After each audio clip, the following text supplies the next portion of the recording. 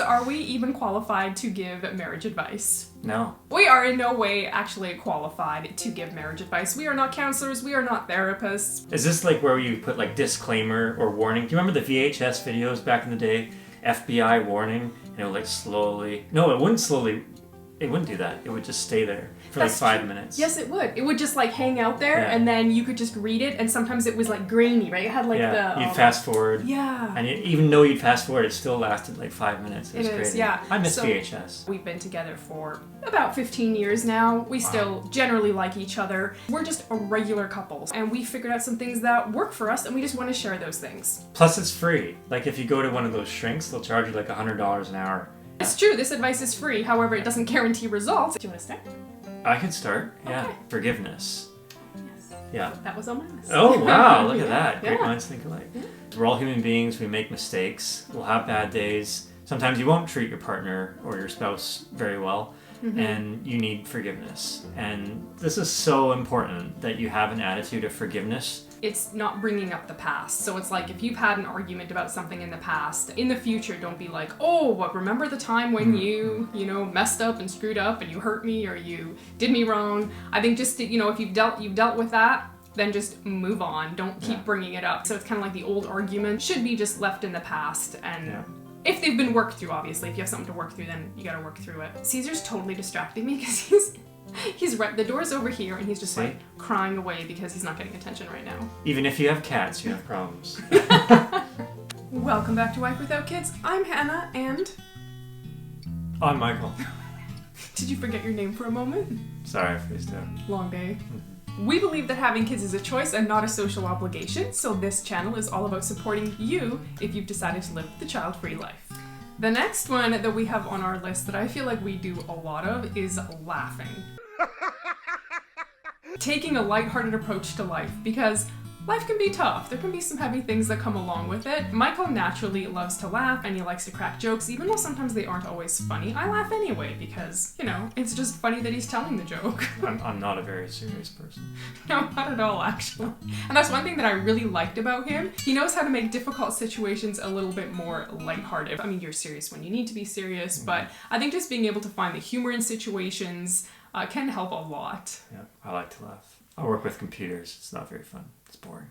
You gotta have fun. I mean, you're in a relationship. Part of being in a relationship is having fun with a person. It's important to laugh because it's 2020, right? So we could all use a laugh, right? Wow. True story. Yeah. Yep. Looking forward to 2021. Well, I don't know if you should say that. I don't know either. Knock on wood. And be willing to laugh at yourself, laugh at each other. Yeah, that's very important. Yeah. I have the strange thing where I hit my head on stuff all the time. Like ever since I was a kid. Like I fell out of a tree. I'm not kidding you. I was probably like 5 years old. This big tree I was climbing up. I was almost to the top and I fell out of it. It's like hitting branches on the way down. And I landed on a sink. A sink! Who puts a sink at the bottom of a tree? So did you laugh? Is that why you're telling the story? No. But you're laughing about it now. I'm laughing about it now. Even as an adult, like in the years that we've been together, you've hit your head on like everything. Oh, yeah. Like we've had to go to the emergency room because of the amount of times you've hit your head. Like static objects. The objects aren't even moving. No. Like I will somehow, my head will combine with like the mantle above the fireplace or the staircase banister, the railing. Yeah. Yeah, I've hit my head on a toilet when I was a kid. I slipped and fell, cracked my head open on a toilet. Yeah. Like who does that? Sinks, toilets? I'm scared of the shower now. I think that's coming for me. I think it's because you're tall. Yeah? You don't realize how tall you are. Probably need to pay attention to where I'm short going. people. Oh, you hit your head on kitchen cupboards all the time too. Yeah, that's true. Yeah, us short people, we don't have that problem. Yeah. So you have short privilege. Oh no, let's not start that. Well, this is bad. I'm going to be labeled. The internet's going to come after me. Twitter, right? You don't even have Twitter. I don't have Twitter. I don't even have social media. No, you don't. Nobody can come after me. No. Trying to think. What else? Your list is right there. Oh, right. Yeah, I'm like staring at it. Dedication to each other and belief in each other. You can go through a rough time in life. And so, when you do the whole, old-fashioned vow thing in sickness and health, I don't remember everything that was said. But it It was was a pretty, long time ago. Yeah, it was pretty important though. Obviously, I've forgotten it now. Me too. We're okay There you go. though. If you really love someone, you're going to be with them through thick and thin. So that means you're going to be with them when they're at their worst. Being dedicated to your partner in that way is huge. Knowing that they have your back and you have their back, that's going to make you an invincible couple. I definitely feel that in this relationship, so I'm pretty lucky. Yeah. We're both lucky. Yeah. I think so. Actually, that one wasn't on my list, but now that you mention it, that was actually a really good one. Yeah. But not just dedication, but actually belief in each other. Right. Because believing in a person means that you actually expect great things of them. A lot of people don't have someone that's like cheering for you, go, go, go, like go for it. Like that is awesome. Having someone that's like your own personal fan club. You know what? I'm gonna make a hat that says, trying to spell it, MHGA, MHGA, hat. Make Hannah great again. I'm gonna believe in Hannah. I'm gonna make her great again. Okay. Mga. On sale now. You can buy it on Amazon. No, I don't have a store where you can sell merch yet. Oh. Well, we'll work on that. I'm pretty sure. I think they're gonna be pretty popular. I don't think anyone would buy that. Speak for yourself. It's very catchy. Mga. Oh, Michael's been in. How many of my videos have you been in? Maybe like 3? Yeah, of I my think videos? 3. There's something different about Michael in this video. If you guess, leave it down in the comments below. Don't say I like what it games. is. If you guess it, we'll give you a shout out in the next video. So you might have to go back and check out the other videos to see if you notice any change. What's a shout out? Can I just like randomly walk into one of your videos and just yell at John Alexander or something like that? You can do whatever you want. Yeah. I'll probably just edit it out anyway. Oh. All right, That's so boring. back to the topic. Okay, one of the things is, and we've talked about this in another video, is date night. I think it's important to have a date night. Yes. Because if you don't make that a priority, it's easy to kind of just like not have date nights. And the next thing you know, like you're like always just working and you're not really investing in the relationship on a consistent basis. Mm-hmm. And it's fun having a date night. It definitely helps keep your relationship spicy and alive and fun. If you want to check out that video we did all about date night, it's going to be linked right up here. So you can go ahead and check that out after you're done watching this video. If you guys have some ideas of things that you feel have made your relationships better and happy, please share them down below because it's great learning from each other and being able to know what other couples are doing to have happy and successful relationships. Eyelash. This is one that actually we have found has actually been very controversial. And a lot of people don't believe in doing this, but it's worked for us so far. And that is to be 100% honest in your relationship. And the reason that we have decided to do that is because I think ultimately everybody wants someone to love them unconditionally. That's sort of the premise of being in a relationship with someone. It takes a lot of vulnerability to show kind of the not so good parts of you and to have that person still say, hey, you know what? I love you unconditionally. Even though maybe some of the things we've had to talk about and we've had to share with each other haven't been the easiest things, when you can support the other person, talk it through with them, it actually forms a really incredible bond. I think it's very hard to have a really deep, satisfying relationship with someone if you don't have that kind of mental, emotional honesty with them. But if you are wearing a bit of a mask with the other person and you're hiding who you really are, that's actually, you're holding back. And there's nothing quite so amazing being with someone who knows you, like really knows you, as well as you know yourself, or maybe even better. That is really satisfying. Like they say, love is a risk. But it's a risk worth taking. You had to slide in Risk, didn't you? Risk Oh, yeah. is his favorite board game. Oh yeah, I love Risk. Yeah, we don't play it very often. Go Britain! Oh, goodness. The British! Okay. Get me some tea. All right, what's the next one?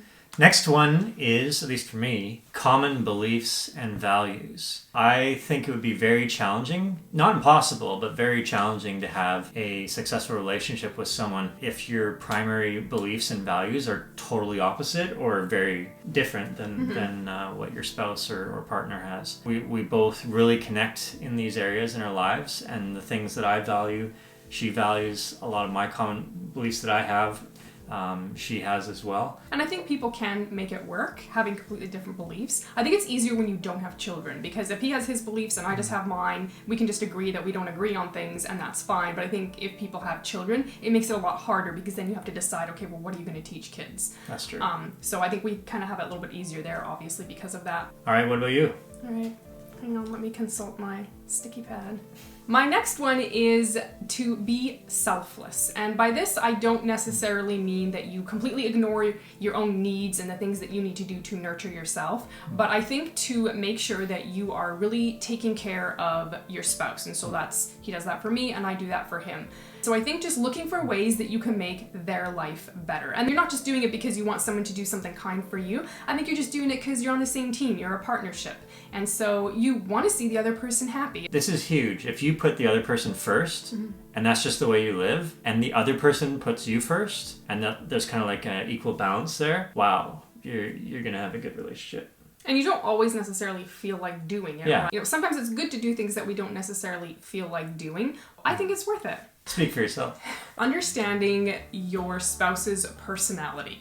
Now, this can come in a variety of ways. One of the ways that we kind of first tried to learn about each other is through the 5 love languages. It basically talks about how people show love in different ways. For instance, Michael's love language is physical touch. Mine is acts of service. So often I will do acts of service for him, but he benefits more from physical touch. Physical touch is way better, I'm just saying. You should try it. When you spend time to understand your spouse's personality, it kind of makes sense why they'll do things different than you do. We're compatible in a lot of areas, but we actually have completely different personalities. Like totally opposite. Yeah, we are very, very different. There was this like compatibility quiz that went around, and I don't know, we did it a few years ago, and it was pretty like thorough, so we just did it each. We did it separately because we thought it would be interesting to see like how compatible are we. And what it shows is this is the type of personality you are, and this is the type of personality you would be compatible with, and then this is the type of personality you should never marry because you're completely opposite. And our results showed what? Completely opposite. Don't marry this person. Apparently we shouldn't be married, but we are. According to the test, we have the worst personalities to get married, and it said your relationship failure rate would be very high. Now, we've made it over 15 years that we've been together. We've come to an understanding with each other that we're probably always going to be running 5 minutes late, even when I move the clocks ahead like by 15 minutes. He's caught on to that years ago. Yeah, and I've had to learn a lot about introverted females. Yeah. Well, just me mostly. Well, just you mostly. Yeah.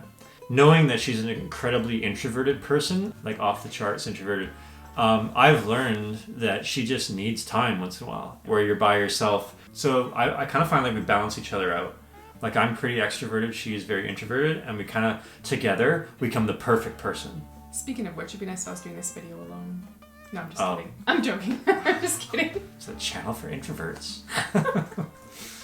I know, it's a miracle I have a channel. Oh, yeah. You have to work through your issues of the past. And so you're always going to have issues. You know, together as a couple, you're going to face some issues, but every person comes into the relationship with like some brokenness or some baggage or whatever it is that you want to call it. And so you can't depend on partner to fix you. Like, I think those are things that kind of have to happen on your own. Now, your partner can be supportive of you getting help and working through things, but I think it makes it easier to work through issues that you face as a couple if you've spent some time figuring out things of your past. Yes.